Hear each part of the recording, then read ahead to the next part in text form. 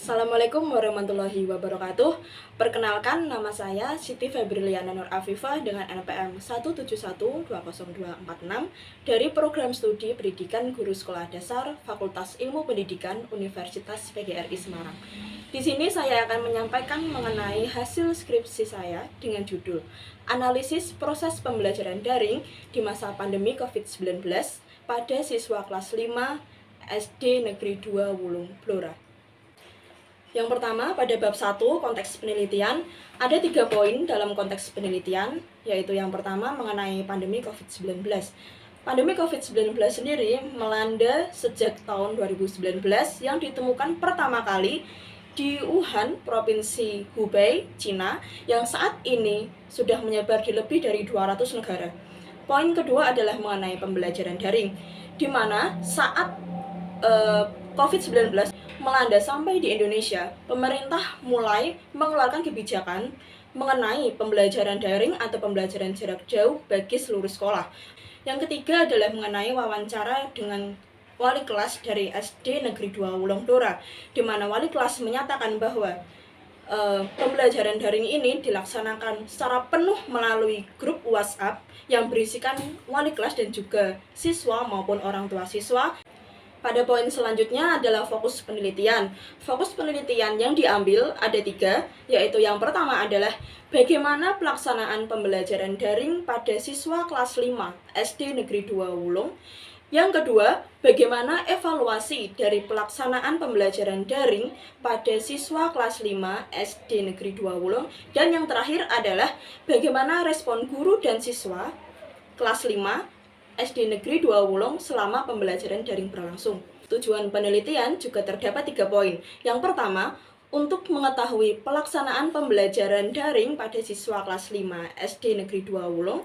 Yang kedua, untuk mengetahui evaluasi dari pembelajaran daring pada siswa kelas 5 SD Negeri 2 Wulung. Dan yang terakhir adalah untuk mengetahui respon guru dan siswa kelas 5 SD Negeri 2 Wulung selama pembelajaran daring berlangsung.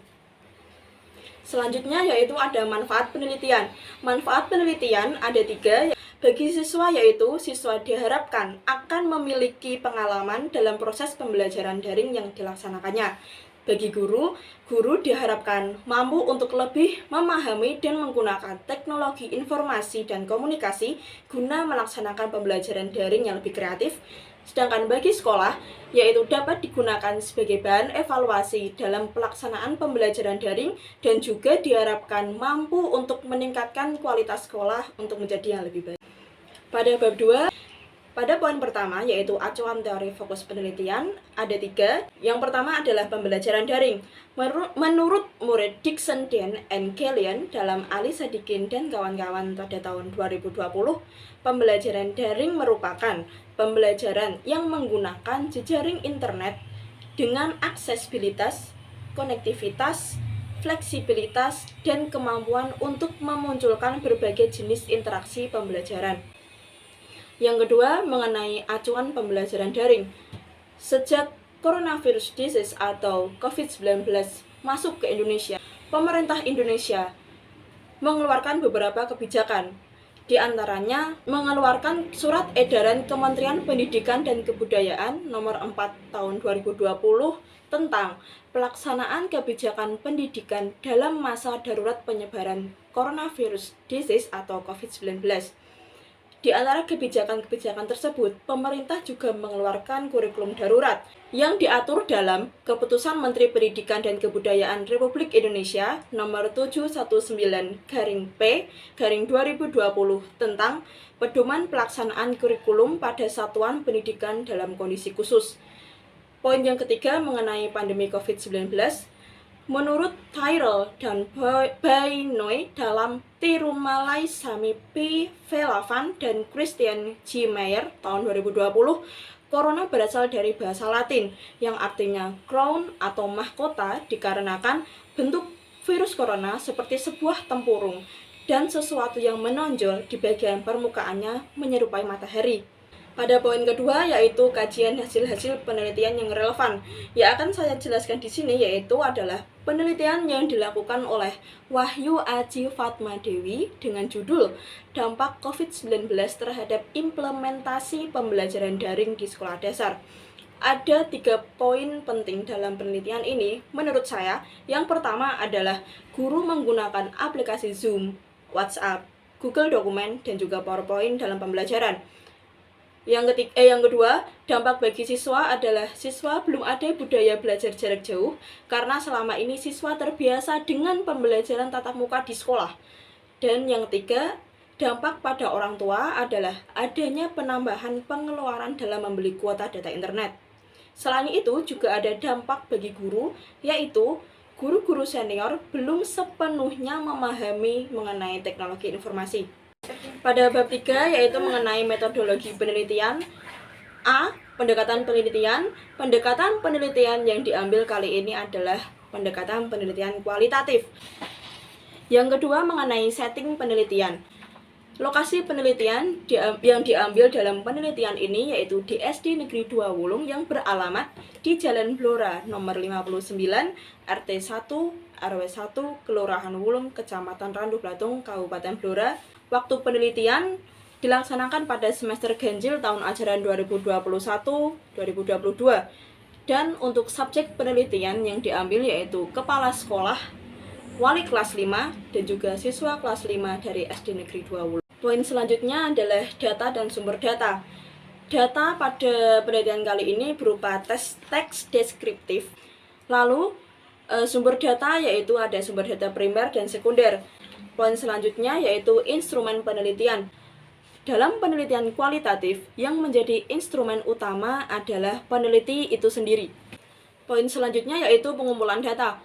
Pengumpulan data di sini ada 4, yaitu observasi, wawancara, angket, dan juga dokumentasi. Pada poin selanjutnya yaitu tentang keabsahan data. Dalam penelitian ini untuk menguji keabsahan data akan digunakan teknik triangulasi.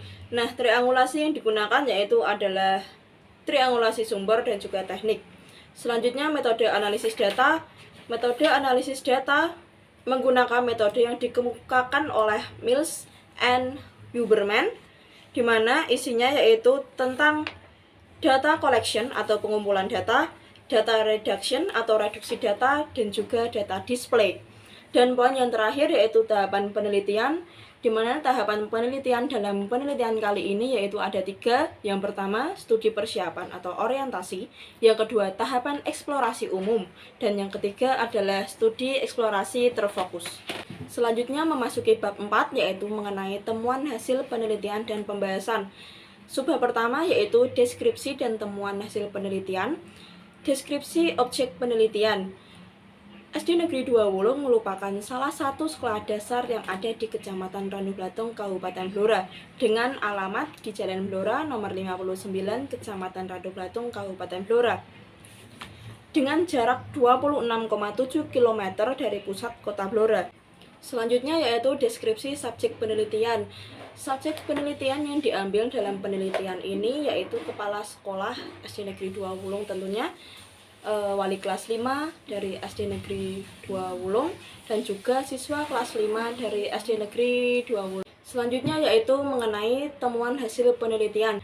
Kita masuk yang pertama yaitu pelaksanaan pembelajaran daring. Di kelas 5, wali kelas 5 SD Negeri 2 Wulung melaksanakan pembelajaran daring secara penuh melalui aplikasi WhatsApp dengan wali kelas mengirimkan materi. Selanjutnya, wali kelas juga akan mengirimkan tugas. Selanjutnya adalah evaluasi pembelajaran daring.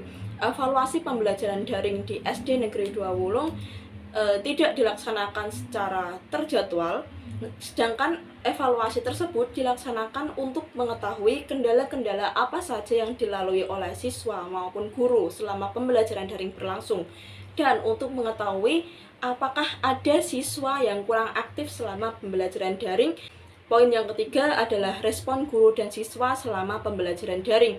Yang pertama, respon guru. Respon guru yaitu guru cenderung kesulitan dalam menjelaskan materi, terutama adalah materi bahasa Jawa. Itu menurut wali kelas 5 SD Negeri 2 Wulung.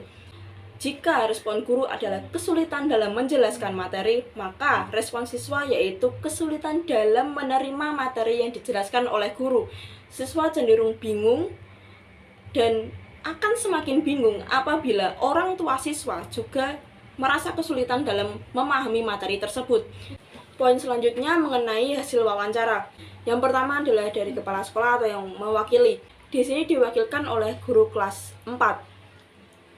Beliau memaparkan bahwa pembelajaran daring di SD Negeri 2 Wulung dilaksanakan sejak pemerintah mengeluarkan kebijakan mengenai pembelajaran daring atau sejak bulan Maret tahun 2020. Pembelajaran daring di sini dilaksanakan secara penuh mulai dari kelas 1 sampai dengan kelas 6.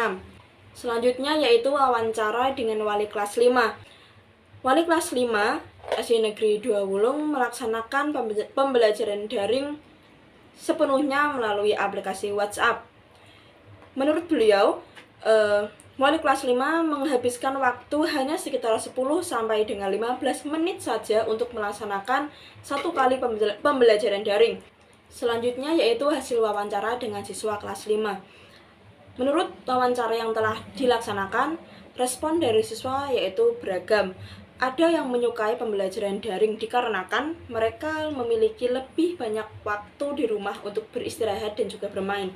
Namun, ada juga yang tidak menyukai pembelajaran daring dikarenakan mereka merasa bosan dan juga kesulitan dalam memahami materi itu sendiri. Poin selanjutnya masuk di pembahasan. Dalam pembahasan ada 3 poin lagi, yaitu yang pertama tentang pelaksanaan pembelajaran daring. Selama pembelajaran daring berlangsung, guru, orang tua, dan siswa merupakan unsur penting dalam keberlangsungan pembelajaran daring. Hal itu dikarenakan ketiganya berperan sebagai operator dalam pembelajaran daring. Seperti yang telah dikemukakan oleh Trisna Dewi dan Mulyani tahun 2020 halaman 40-41, yang mana terdapat 4 komponen pendukung pembelajaran daring dan salah satunya adalah operator. Lalu yang kedua mengenai evaluasi pembelajaran daring. Evaluasi dilaksanakan untuk mengetahui kendala guru maupun siswa. Kendala guru di awal lebih pada kesulitan dalam menjalankan aplikasi. Hal tersebut sesuai dengan yang ada pada KBBI dalam Trisna Dewi dan Mulyani tahun 2020 halaman 41.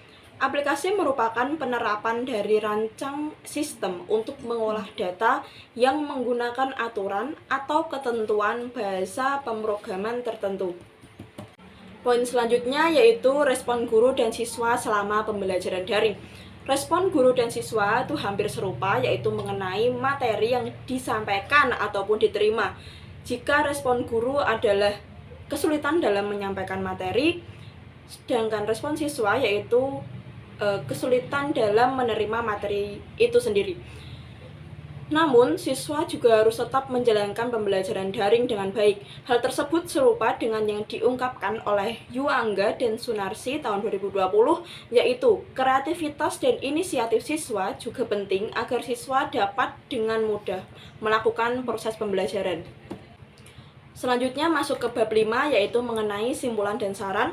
Simpulan di sini yaitu ada 3. Yang pertama, pelaksanaan pembelajaran daring sejak Maret 2020 dan pembelajaran daring di kelas 5 dilaksanakan melalui aplikasi WhatsApp dan juga YouTube. Kesimpulan yang kedua, evaluasi pembelajaran daring tidak dilaksanakan secara terjadwal oleh sekolah.